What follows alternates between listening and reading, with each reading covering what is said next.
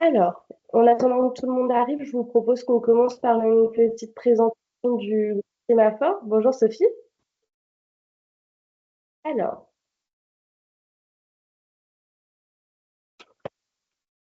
donc aujourd'hui, vous êtes présent pour assister à la médiation, donc une solution constructive pour gérer les conflits en entreprise. Et avant ça, je vais me présenter rapidement. Donc, je m'appelle Perrine Vidois. Je suis chargée marketing et communication pour le groupe Sémaphore. Et Sémaphore, c'est quoi? C'est un cabinet de conseil en ressources humaines qui propose diverses solutions, donc des structurations pour vos actions RH, le recrutement de vos nouveaux talents, l'amélioration de l'efficacité collective et qui favorise également l'évolution professionnelle. Donc, on a des offres qui sont pérennes et des offres sur mesure. Donc, si vous avez besoin, vous pouvez tout à fait nous contacter pour répondre à vos besoins. Voilà. Je vais laisser la place maintenant à Fleur qui va pouvoir commencer. Bien, bonjour à tous. Je suis ravie d'être aujourd'hui parmi vous. Donc, une petite présentation rapide de qui je suis et ce que je fais. Donc, je suis avocat depuis 2012. J'interviens principalement et essentiellement en droit du travail et en droit de la sécurité sociale. L'évolution de mon parcours a fait que j'interviens plus pour des entreprises, donc pour des employeurs que côté salarié. Je suis médiateur depuis 2021. Ce qui m'a fait devenir médiateur est parti d'un constat. C'est que quand on est devant le conseil de prud'homme et devant la cour d'appel, à la fin, on a une décision rendue par un juge. Et je me suis vite aperçue qu'en réalité, les clients, même s'ils gagnaient, il y avait toujours une petite source d'insatisfaction puisque la règle de droit est en réalité insuffisante pour traiter l'ensemble des problématiques inhérentes au monde du travail, car la règle de droit, en réalité, les jugements ne prennent pas ce qui fait le cœur du monde de l'entreprise et de l'activité en entreprise, c'est-à-dire la relation humaine. C'est pour ça que j'ai voulu m'orienter sur ce secteur d'activité qui traite, comme nous le verrons tout à l'heure, la relation humaine. Et je suis également formateur puisque j'interviens au sein d'entreprises pour former notamment les managers au risque de harcèlement moral, harcèlement sexuel, discrimination et prévention des risques psychosociaux. Après cette petite présentation, nous allons rentrer dans le vif du sujet. Alors voilà, l'idée, c'est que n'hésitez pas, si vous avez des questions, vous pouvez m'interrompre. L'idée, c'est que ce soit interactif. Donc, surtout, n'hésitez pas à me poser des questions au fil de l'eau et surtout à la fin si vous en ressentez le besoin. On peut commencer, Perrine? On peut commencer. Alors, la médiation. La médiation, c'est une solution constructive pour gérer les conflits. Et avant d'aborder le vif du sujet, je voulais voir avec vous ce qu'était un conflit, puisqu'on a tendance à parler de conflit, de litige, mais c'est important de pouvoir donner une définition de cette notion. Alors, quand nous regardons les définitions qui ressortent d'un dictionnaire, puisque le dictionnaire, c'est la base, on voit que le conflit résulte d'une rencontre d'exigences opposées. Donc, le conflit est défini comme un état d'opposition entre personnes, une opposition de sentiments, d'opinions, d'intérêts, une opposition de motivation, de conception contradictoire entre deux ou plusieurs personnes. Nous avons également, dans le petit Robert, une rencontre d'éléments, de sentiments contraires qui se rencontrent. En réalité, le conflit fait partie de la vie et il est inévitable. Il est inhérent au rapport humain et fait partie des formes normales de la relation humaine, au même titre que la bonne entente. Mais la difficulté avec le conflit, c'est qu'il repose sur une perception subjective de la situation par les personnes en présence, puisque nous avons tous et toutes notre propre perception de la réalité. Le conflit est donc un phénomène complexe et multifactoriel en fonction des individus en présence.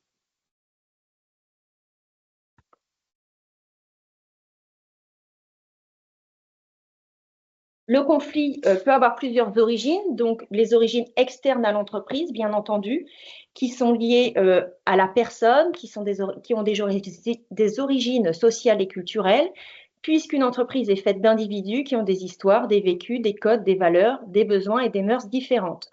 Ainsi, le milieu social dans lequel nous avons grandi, l'éducation et la formation que nous avons reçue, les événements que nous avons rencontrés dans nos vies personnelles et professionnelles, mais également l'expérience que nous avons acquise au fil du temps ont un impact important sur notre identité, notre façon de penser, notre façon de communiquer et notre façon d'être. On peut le voir dans le monde du travail, nous sommes tous différents avec des personnalités différentes et il faut apprendre à gérer l'ensemble de ces personnalités qui ont leur propre cadre de référence. Donc, origine externe à l'entreprise, mais aussi les origines internes à l'entreprise qui vont être organisationnelles, techniques, managériales, donc avec la problématique de l'autorité, le pouvoir, les perspectives d'évolution professionnelle de chacun, les rôles et les responsabilités de chacun, également la concurrence entre individus et la place accordée à chacun au sein de l'équipe, du service de l'entreprise. On se rend compte au fil de l'eau que c'est une question intéressante et qui occupe beaucoup les esprits quand on fait partie d'une équipe. Qui a sa place? Quelle place on cherche à avoir? Quelle place on souhaite? Les carences managériales également. Le système de communication et l'accès à l'information, avec une absence d'information, une rétention d'informations ou également des informations qui vont être transmises à certains membres de l'équipe et pas d'autres, ce qui peut être source de difficultés et de conflits. L'inadéquation entre le travail prescrit et le travail réel, donc le travail demandé et ce qu'on demande concrètement aux personnes en place. Est-ce que c'est conforme à la fiche de poste? Est-ce que c'est conforme à ce qui a été dicté à l'embauche? Est-ce que c'est conforme à ce qu'on attendait du poste? Voilà, ça revêt une dimension plurielle. Le manque de reconnaissance, on voit que souvent, quand on est amené à traiter des conflits en droit du travail, la reconnaissance est un facteur important dans le conflit. J'entends souvent, oui, mais de toute façon, quoi que je fasse, ce n'est pas bien, il ne me dit jamais merci.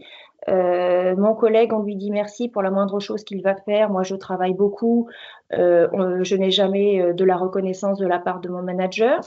Les divergences de valeurs, les valeurs, c'est assez important aussi, puisque nous n'avons pas tous les mêmes valeurs. L'inégalité de traitement. Là, je vous ai mis une petite slide sur le cercle du conflit avec ce qui peut être source de conflit et qui résume en réalité ce que nous venons de voir. Donc, les différences de valeurs, ne pas comprendre les valeurs des autres, critiquer les croyances des autres, les problèmes relationnels, avec le poids du passé, les expériences passées dans d'autres vies professionnelles, les émotions des uns et des autres, les perceptions avec les stéréotypes et les idées reçues. Les idées reçues ont un poids également aussi dans la survenance des conflits. La communication, qui est un point important. Les problèmes structurels avec les procédures mises en place au sein de l'entreprise, les places et rôles de chacun, les contraintes de temps, puisque nous courons tous après le temps.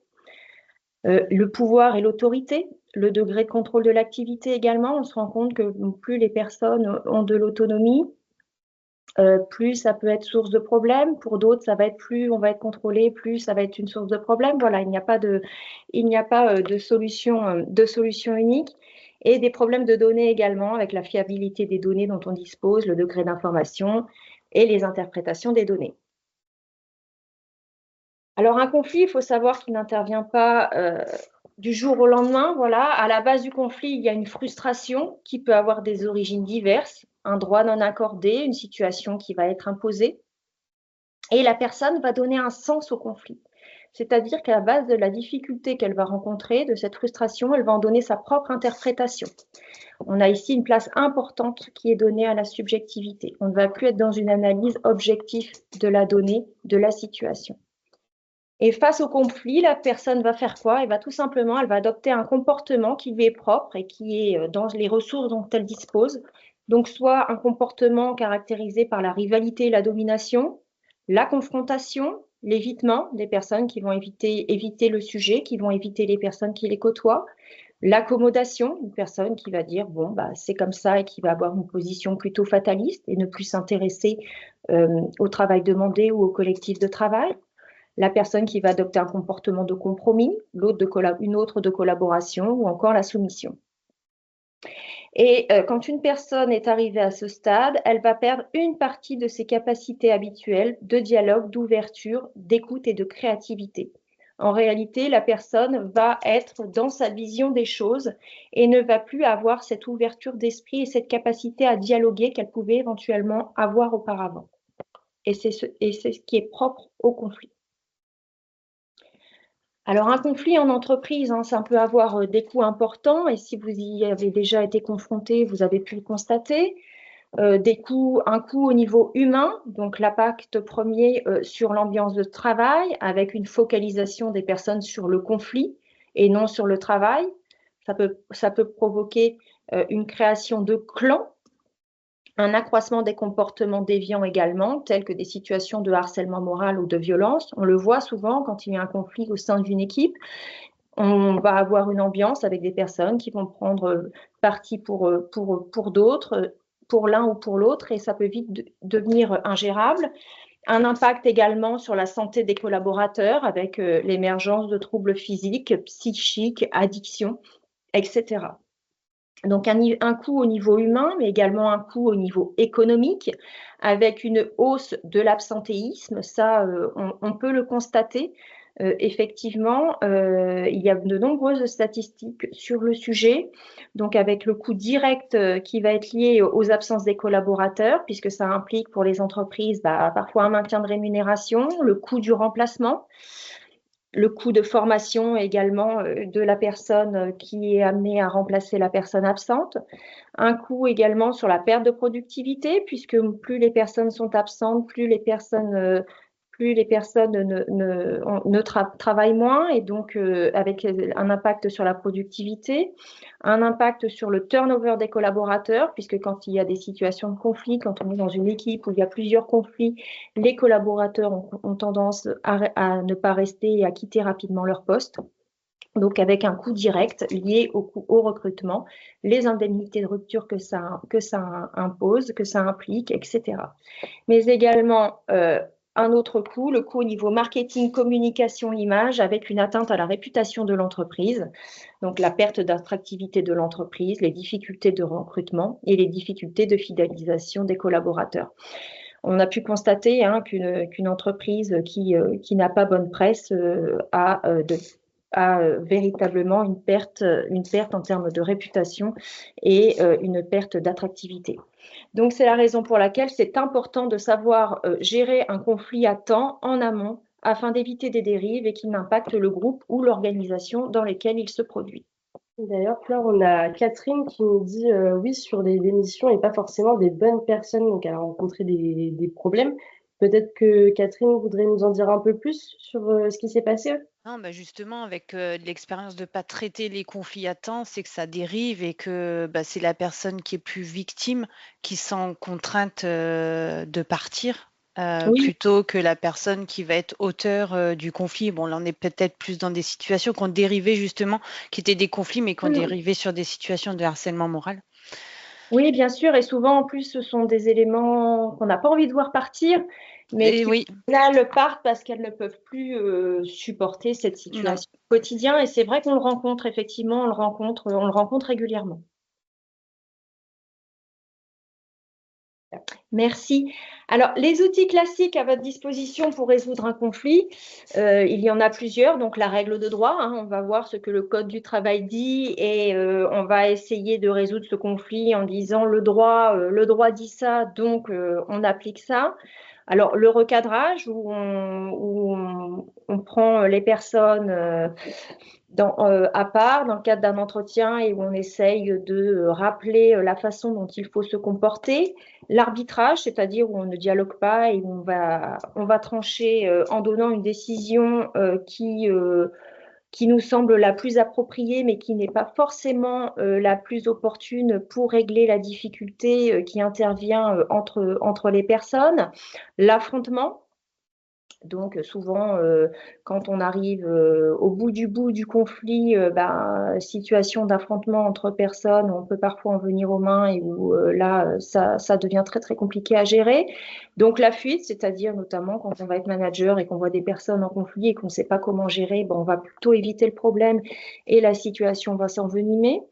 La confiance dans le temps également, où on se dit qu'avec le temps, la situation ça va s'apaiser, mais au sein d'un collectif de travail, de l'expérience que j'en ai, c'est que les choses s'apaisent rarement avec le temps, et la négociation où on essaye de faire plaisir à l'un et à l'autre et en demandant à chacun de faire des concessions sans creuser réellement le sujet. Ce que je vous propose, moi, c'est aujourd'hui de vous présenter la médiation, qui est, à mon sens, un outil vraiment intéressant pour gérer les conflits, que ce soit et particulièrement en amont, dès qu'on voit qu'il y a des tensions. Alors, la médiation, c'est quoi? Vous avez quelques définitions légales, puisque la médiation est aujourd'hui dans le code de procédure civile. Donc, initialement, la médiation, on en a eu une définition avec la directive européenne. Donc, c'est un processus structuré, quelle que soit la manière dont il est nommé ou visé, dans lequel deux ou plusieurs parties à un litige tentent par elles-mêmes, c'est important, par elles-mêmes, volontairement, de parvenir à un accord sur la résolution de leur litige avec l'aide d'un médiateur.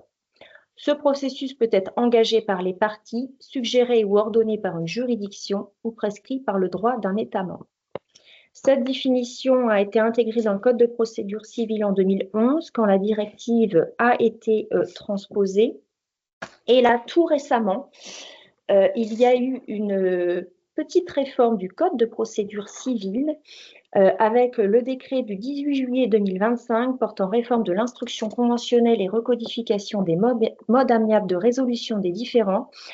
Ce décret est assez important puisque là, on voit vraiment une évolution de la volonté du législateur de privilégier les modes amiables de règlement des litiges en privilégiant donc le recours à la conciliation ou à la médiation, et en faisant du recours au juge une phase subsidiaire et résiduelle. L'idée, c'est que si les litiges peuvent être résolus par la voie de la médiation notamment, c'est préférable, alors qu'avant, l'office du juge prévalait. Donc aujourd'hui, depuis le 1er septembre 2025, vous avez l'article 1528 du Code de procédure civile qui précise que les personnes qu'un différend oppose peuvent tenter de le résoudre de façon amiable avec l'aide d'un juge, d'un conciliateur de justice, d'un médiateur ou dans le cadre d'une procédure participative avec l'initiative de leur avocat. Avec cette définition que la médiation s'entend d'un processus structuré par lequel plusieurs personnes tentent, avec l'aide d'un tiers, de parvenir à un accord destiné à la résolution du différend qui les oppose. Donc vraiment, l'idée, c'est que la médiation, c'est un mode alternatif de règlement des conflits, une alternative au règlement par le juge. Je vous rassure tout de suite, ce décret, parce qu'on se posait la question de savoir s'il allait s'appliquer au litige devant les conseils de prud'homme, non. Pourquoi? Parce que devant le conseil de prud'homme, comme vous le savez, il y a la phase préalable de conciliation. Donc, ces articles n'ont pas vocation à s'appliquer devant le conseil de prud'homme, même si moi, je milite pour que la médiation ait une place plus importante aujourd'hui au sein des conseils de prud'homme. Puisque conciliation et médiation sont deux choses totalement différentes, et que la procédure de conciliation devant le conseil de prud'homme, on n'a pas le temps nécessaire et le temps qui est requis pour permettre aux parties réellement de concilier. Donc, en réalité, c'est une définition très simple. C'est deux ou plusieurs personnes physiques ou morales qui ont du mal à s'écouter, à se comprendre, s'entendre et de se mettre d'accord directement. Et elles vont demander le concours d'un tiers qui va être le médiateur pour les aider à mieux dialoguer et à trouver un terrain d'entente. L'objectif de la médiation, c'est de permettre aux personnes de renouer le dialogue et de trouver une solution qui va satisfaire les intérêts et les besoins de chacun. Donc, la médiation suppose l'intervention d'un tiers, le médiateur, qui est indépendant des parties et de toute autorité chargée de trancher les litiges, qui est neutre, impartial, capable de distanciation à l'égard des parties, qui a pour objectif de faciliter les échanges d'informations, la compréhension d'une situation et rétablir la communication entre les individus, en vue de trouver une ou des solutions en s'appuyant sur la volonté et la responsabilité des parties, ainsi que ses propres qualités et compétences. C'est un mode spécifique de gestion des conflits puisque le médiateur n'est pas un arbitre. L'arbitre, lui, il tranche le litige et prend une décision qui s'impose aux parties. Le médiateur n'est pas un négociateur puisque la négociation suppose une confrontation directe entre les parties en conflit pour obtenir un avantage et le négociateur va chercher un accord en demandant aux parties de faire des concessions souhaitables et possibles avec un objectif à court terme. Et le médiateur n'est pas non plus un conciliateur, même si, comme vous avez pu le constater tout à l'heure dans le Code de procédure civile, conciliation et médiation sont assimilées. La conciliation, en réalité, c'est une procédure qui, comme la médiation, fait intervenir un tiers en vue de rapprocher les parties pour obtenir un accord. Mais en réalité, le degré d'implication du tiers, donc du conciliateur, est différent, puisque le conciliateur va être plus interventionniste que le médiateur. Le conciliateur va en appeler à la raison des parties. Le conciliateur va formuler souvent son opinion et proposer des solutions, notamment en droit, alors que le médiateur va aider les parties à résoudre elles-mêmes le conflit en trouvant par elles-mêmes la solution à leurs différends. Ce qui fait l'originalité de la médiation, donc plusieurs principes, puisque la médiation est entourée de principes sans lesquels on estime que la médiation est vouée à l'échec. Donc, des principes communs aux médiateurs et aux médiés, la liberté, donc c'est-à-dire la liberté des parties d'entrer en médiation et d'arrêter la médiation, la liberté du médiateur également d'accepter ou non la médiation et d'y mettre un terme, la liberté de parole des parties, bien entendu dans la limite des règles de respect et de courtoisie. Le principe en médiation, c'est de laisser les parties s'exprimer.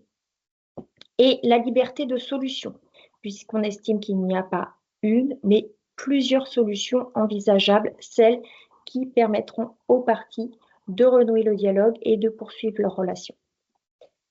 Le consensus et l'accord, puisqu'il n'y a pas de médiation s'il n'y a pas un accord des parties d'y recourir.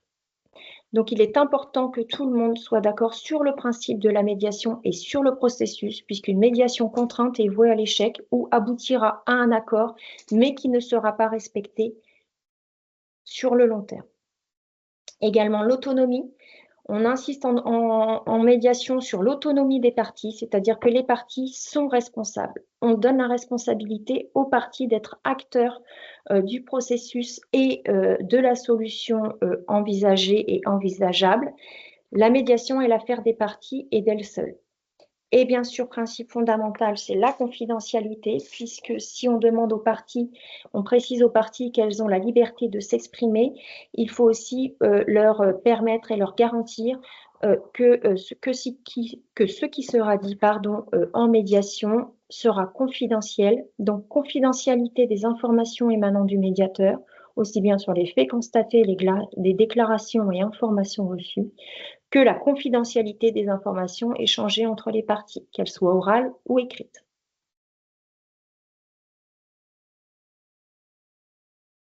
Des principes qui sont propres aux médiateurs et que chaque médiateur doit s'attacher à respecter, et c'est important. La neutralité, le médiateur accompagne les parties dans leur projet sans faire prévaloir le sien. Donc le médiateur doit mettre à l'écart son propre avis, exclure les a priori et les jugements de valeur. L'impartialité, le médiateur ne doit pas prendre parti ni privilégier le point de vue de l'une ou de l'autre partie, ni avantager une partie par rapport à une autre. L'indépendance, donc il faut une absence de tout lien objectif ou subjectif avec une partie qui serait susceptible d'altérer sa capacité à être neutre ou de se comporter en toute impartialité. Donc le médiateur doit être détaché de tout lien objectif ou subjectif avec une partie. Sinon, il y a un risque que son indépendance soit compromise, que son impartialité soit compromise. Et la compétence, le médiateur doit avoir suivi une formation et posséder la qualification spécifique à la médiation. On ne s'invente pas médiateur. C'est une formation qui dure un peu plus d'une année avec un mémoire et avec un diplôme qui est obtenu à la fin. Là, on a Florence qui demande comment arrive-t-on à un accord de médiation? On va y venir, parce que je vais vous expliquer le processus. Voilà, l'idée, c'est qu'aujourd'hui, je vous explique le processus, donc nous allons y venir.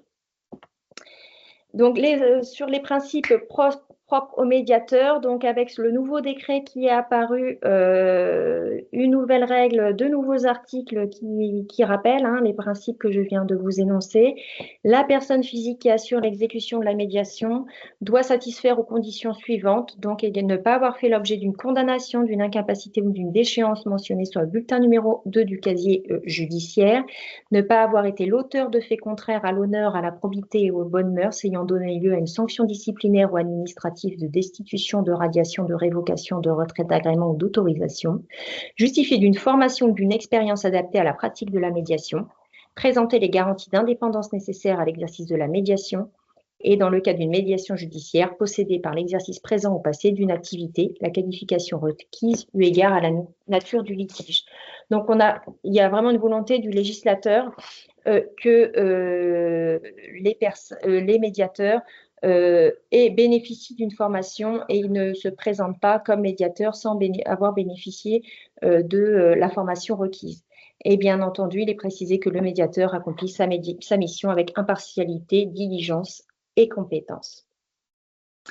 La médiation, son originalité, c'est également qu'il y a un cadre, un processus avec des règles claires, puisque dans le cadre d'une médiation, le médiateur pose le cadre et veille à l'application de plusieurs règles, le respect de chacun, le respect de la parole de l'autre, l'écoute, l'ouverture et la confidentialité.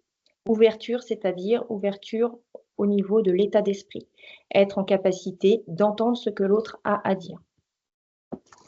Et c'est un processus structuré, je vous l'ai dit tout à l'heure, puisqu'en médiation, on va mettre en place les conditions pour que les personnes en conflit trouvent ensemble une solution par le biais d'un processus qui ne va pas se limiter aux problèmes énoncés par les parties, qui va s'intéresser à la relation, les perceptions et les besoins de chacun, car ce qui est en jeu dans un conflit, c'est la satisfaction des besoins de chacune des parties.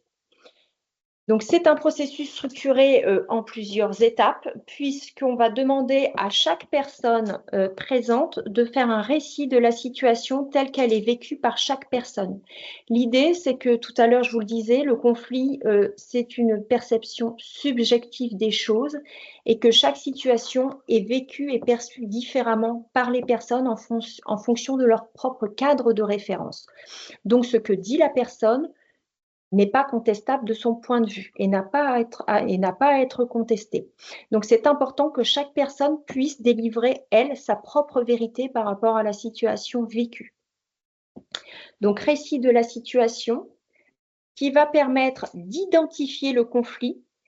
Et c'est important puisque le problème qui est souvent énoncé de prime abord par chacun est rarement le problème réel à l'origine du conflit. Je pense que vous avez tous déjà dû entendre parler de la métaphore que le conflit ressemble à un iceberg. Là, je vous l'ai mis sur cette slide, c'est-à-dire qu'en général, quand on rencontre les personnes, quand elles arrivent en médiation ou quand vous avez des personnes en conflit au sein de votre entreprise, elles vont énoncer des faits, leurs positions, on va nous dire quelles sont les lois applicables, mais en réalité, de manière sous-jacente, on a des préoccupations qui existent, des malentendus, il y a les perceptions de chacun, des sentiments, il y a les émotions qui participent au conflit, il y a les craintes, les intérêts, les besoins, les valeurs. Et donc, on va essayer en médiation, justement, d'identifier l'ensemble de ces sujets avec une identification des perceptions, des préoccupations, des besoins et des intérêts de chacun, puisque chacun perçoit sa propre réalité à travers ses filtres et son cadre de référence. Et également une expression des ressentis et des émotions. Les ressentis et les émotions sont importantes, puisque tout le temps qu'une personne va être dans l'émotion, que ce soit dans la colère, que ce soit dans la crainte, que ce soit dans la tristesse, on ne peut pas aboutir à une émotion. Donc, ce qui peut être un petit peu déstabilisant en médiation, c'est que parfois, on va avoir des personnes qui vont exploser à un moment en criant, des personnes qui vont exploser en pleurant, et c'est tout à fait normal. Et c'est également ce qu'on cherche en médiation, que ces émotions sortent, puisqu'une fois que les émotions sont sorties, on se rend compte que le dialogue est plus facile et qu'il est plus apaisé. Je vous disais tout à l'heure l'identification des besoins. qu'une personne exprime ses besoins, c'est essentiel en médiation. Comme vous le savez, les personnes peuvent avoir différents besoins et ça, c'est propre à chacun. Vous avez très certainement dû entendre de la pyramide de Maslow. Tout être humain a d'abord des besoins physiologiques, donc ce sont les besoins primaires, hein, la faim, la soif, la respiration, le sommeil, etc.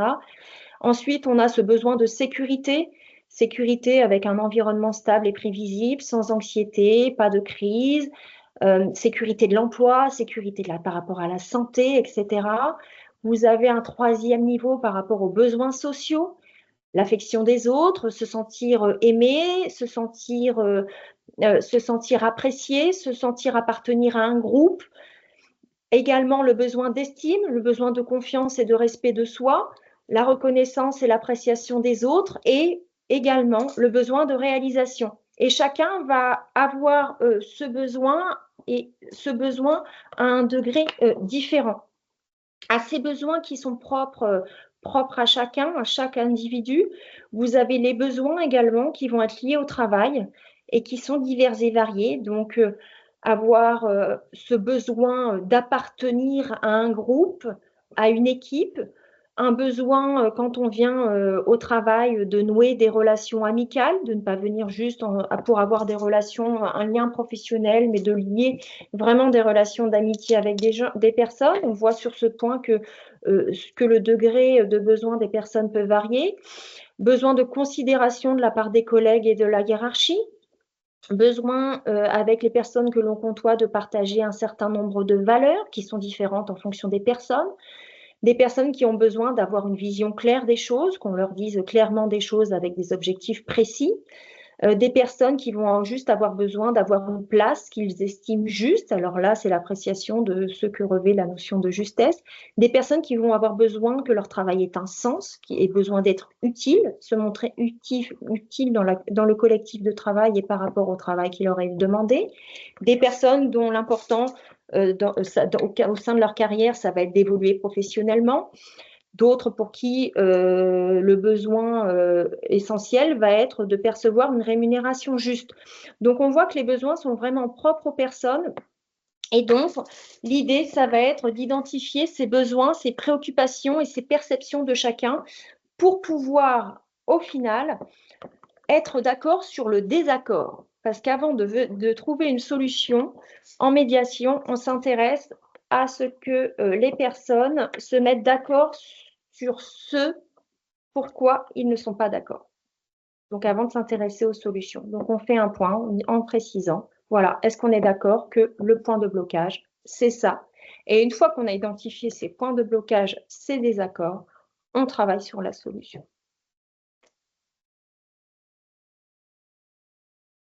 L'idée en médiation, c'est qu'on va rechercher une solution gagnant-gagnant. Donc, il n'y a pas une solution, mais des solutions envisageables. Une solution qui peut être fondée sur des moyens juridiques ou non.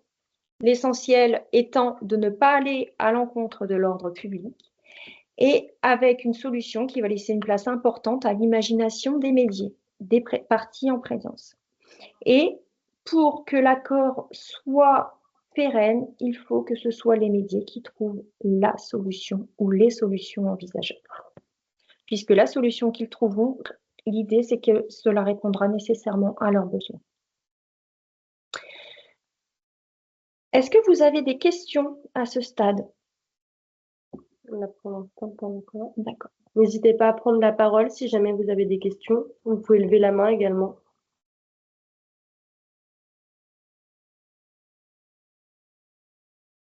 Non, on peut continuer? On peut continuer, je pense. Ah, il y a une question. C'est clair, merci. Dans certaines situations, il peut y avoir beaucoup de jalousie et ou des personnes à histoire. Oui, et c'est compliqué à identifier et c'est notamment ces questions de jalousie ou des personnes à histoire peuvent poser problème puisque parfois on peut se rendre compte que les deux personnes qu'on va avoir autour de nous, en réalité, c'est une troisième personne qui pose problème, un petit peu la personne leader dans l'équipe.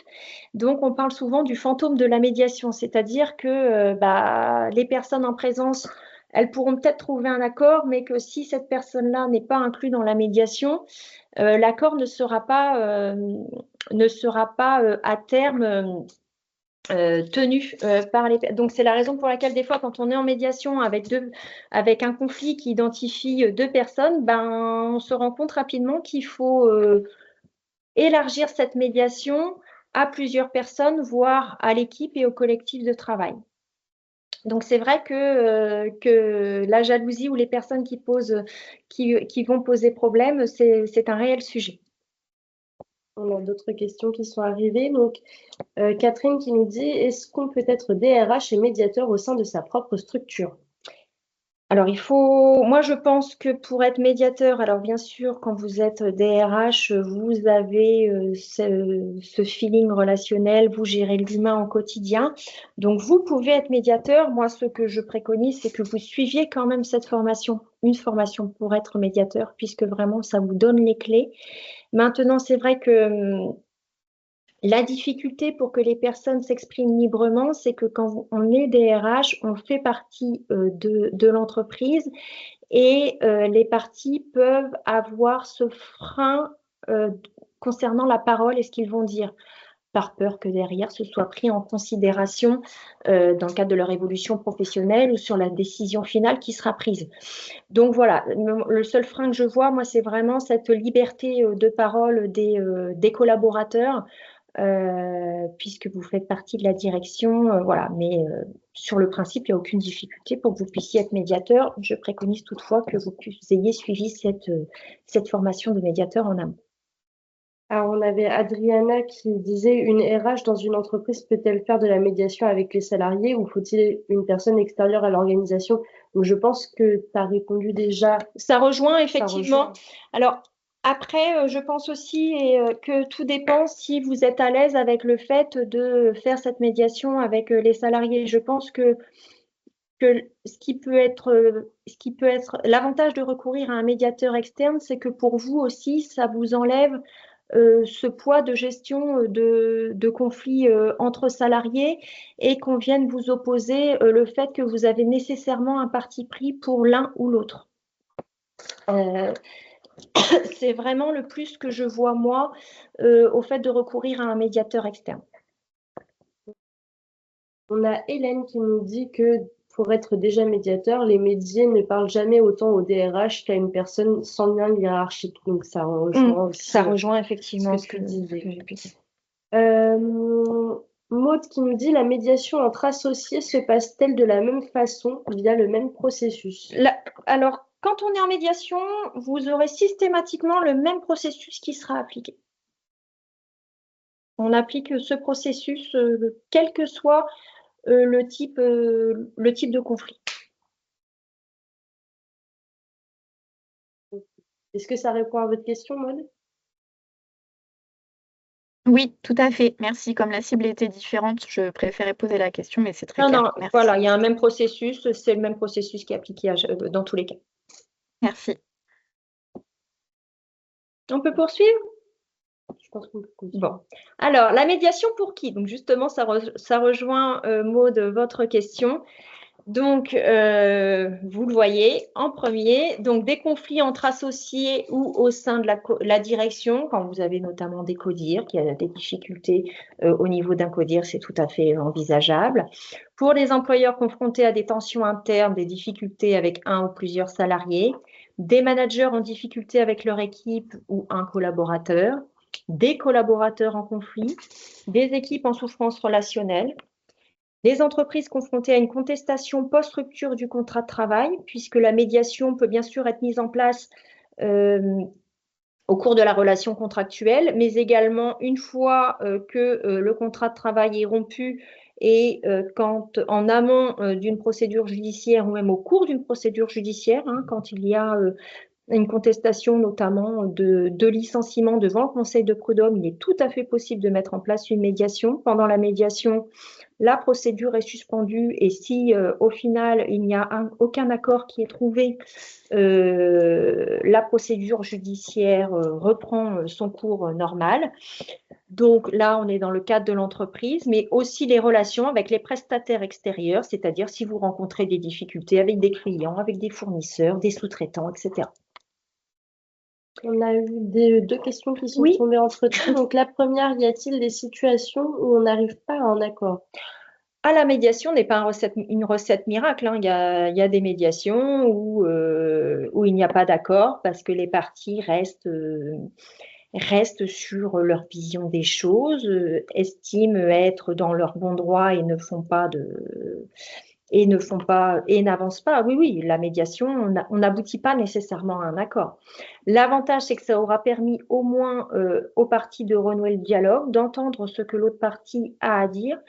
Et vous, en qualité de chef d'entreprise ou de DRH, cela vous permettra également de justifier du fait que vous avez fait le nécessaire pour que les parties puissent dialoguer et pour pouvoir trouver une solution. Et la deuxième question, c'est combien de temps dure et coûte une intervention pour une médiation? C'est variable. Ça dépend vraiment des parties. Ça dépend du conflit qui les oppose. Ça peut prendre 2 heures, comme ça peut prendre 2 jours, comme ça peut prendre parfois 3, 4. Voilà, c'est vraiment variable en fonction des difficultés. Après, concernant le coût d'une procédure de médiation, ça dépend également des médiateurs.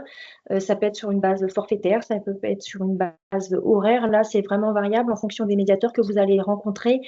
Il n'y a pas de trame et de pratique commune sur ce sujet. Et on avait une question de Véronique qui nous demande comment présente-t-on l'action de médiation? Alors, l'action de médiation, tout dépend du contexte dans lequel vous êtes.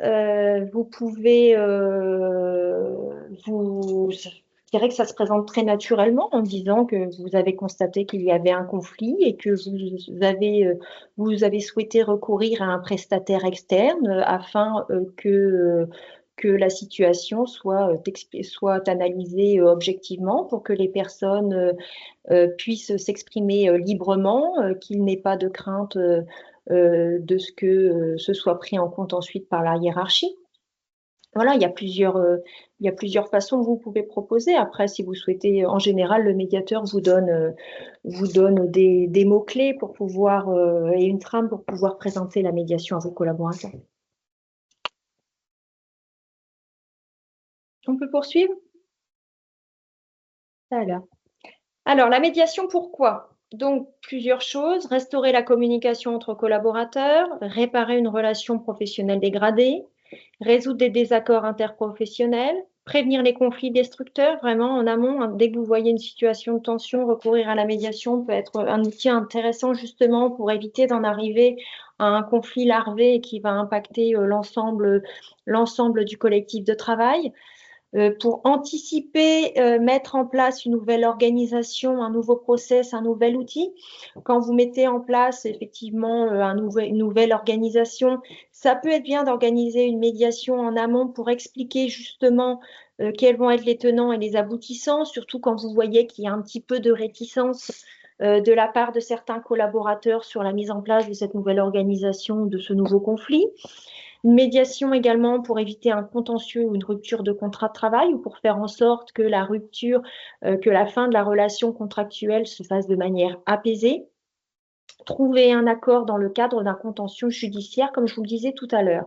En réalité, la médiation peut concerner tous les types et niveaux de relations en entreprise, dès lors qu'il faut s'entendre, s'expliquer sur quelque chose, coopérer.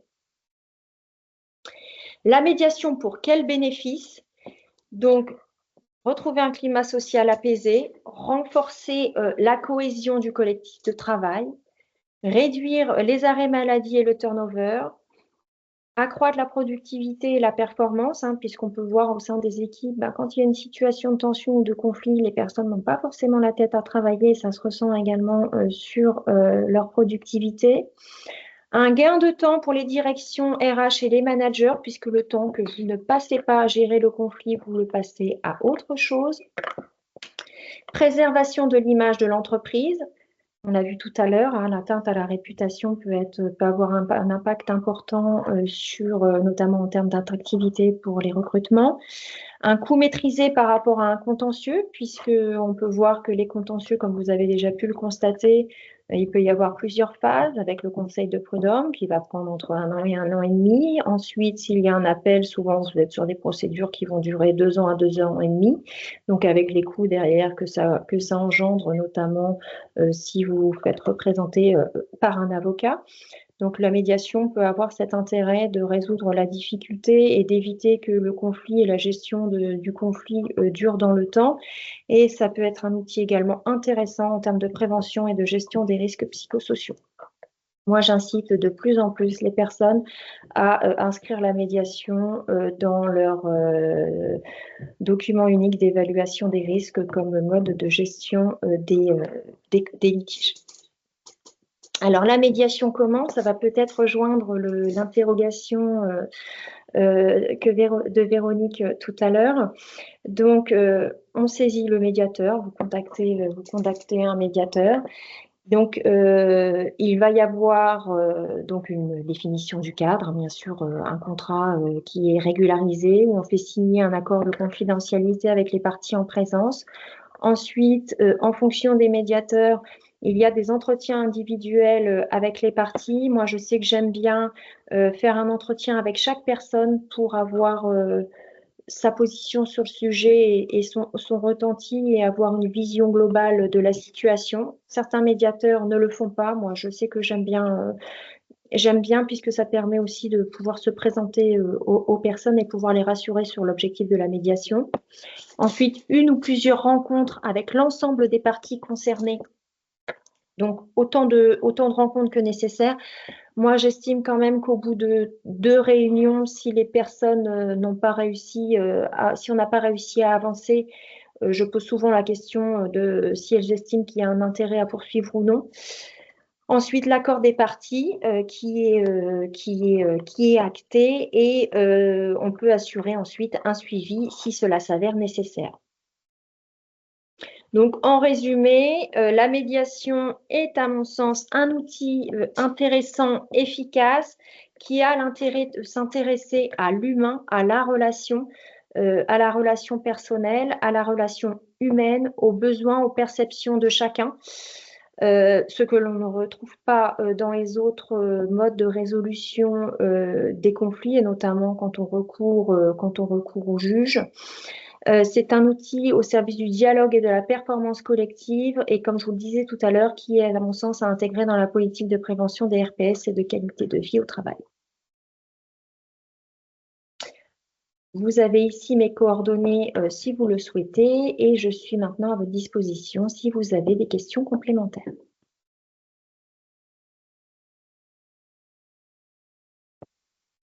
Alors, est-ce qu'on a des questions qui vont arriver? Donc, soit par le biais de la messagerie, soit vous pouvez directement prendre la parole.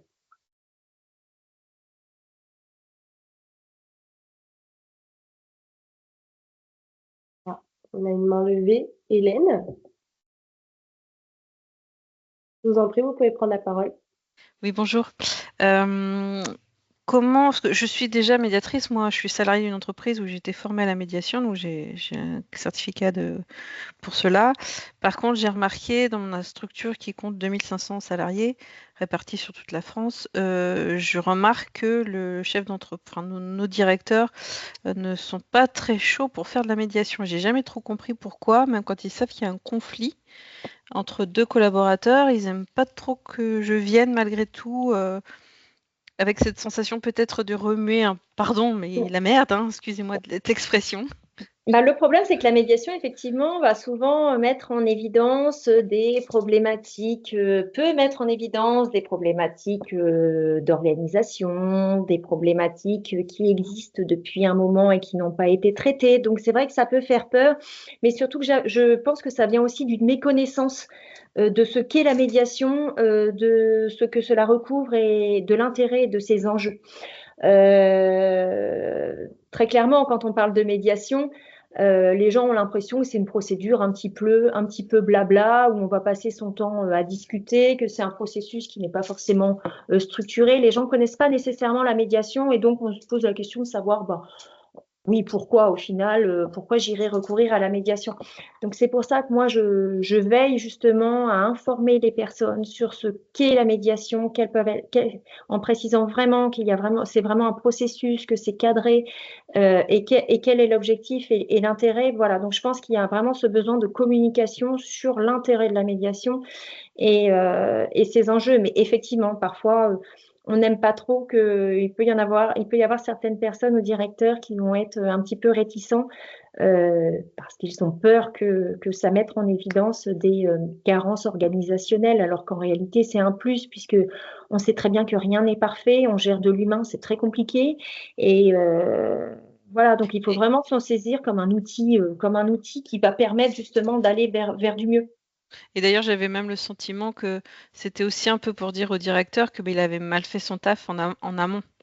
Voilà, c'est un sentiment d'échec Oui. aussi qu'il peut avoir en face de lui. Alors que non, parce que oui, effectivement, ça peut être un sentiment d'échec et pour certaines personnes, c'est compliqué de se dire qu'on va venir les juger, alors qu'en fait, c'est pas du tout un jugement. Nous, on est là pour faire en sorte que ça se passe bien et justement pour que si on a identifié une situation qui a pu amener justement à une incompréhension, etc., pour pouvoir donner après les outils et les clés pour améliorer l'organisation.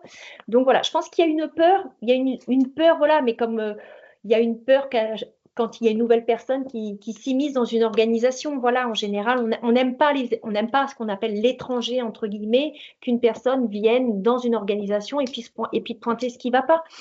Mais voilà, c'est pour ça que je pense qu'il faut faire vraiment preuve de pédagogie sur ce qu'est la médiation et l'objectif de la médiation et ce que cela implique. Merci. Je vous en prie. On a Anne-Laure qui demande quelle formation recommandez-vous? Il y a plusieurs formations, donc là je vais prêcher pour ma paroisse. Moi j'ai suivi la formation avec l'IFOMEN, avec l'ICP à Paris.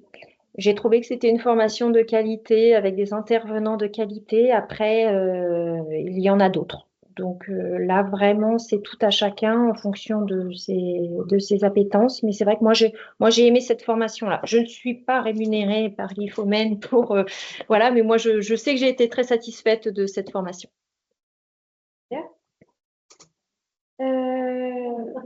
Alors, on a Hélène qui dit, pour ma part, j'ai suivi celle de l'Institut français de la médiation à Paris. Top aussi. Bon, voilà. Merci pour ce partage. On a Florence qui nous dit, pourriez-vous rappeler le process de médiation?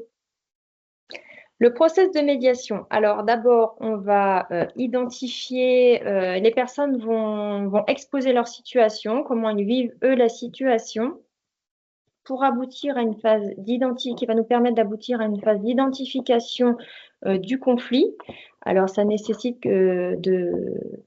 d'investiguer et d'aller rechercher un petit peu que les personnes expriment leurs besoins, leurs préoccupations, leurs ressentis, de laisser place à l'émotion pour ensuite se mettre d'accord sur le ou les désaccords et ensuite parvenir à une solution.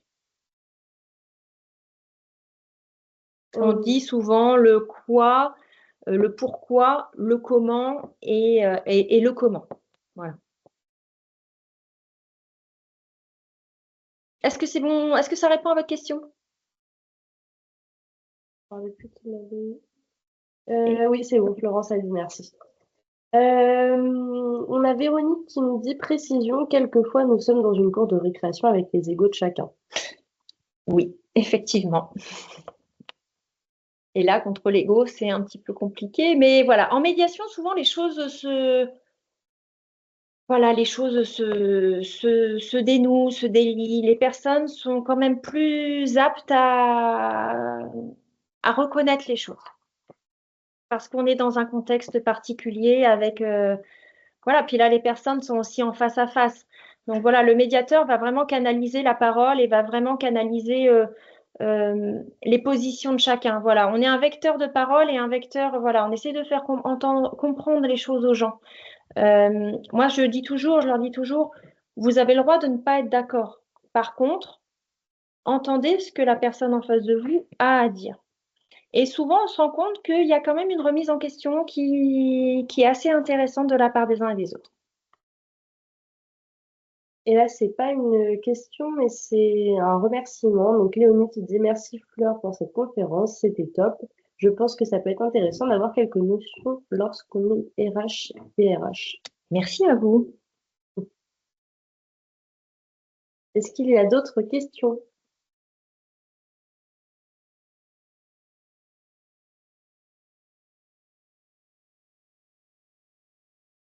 Non, on a l'air d'avoir répondu à tout le monde. Donc, Catherine qui dit non, mais merci beaucoup. Merci à vous. Une bonne journée à tous.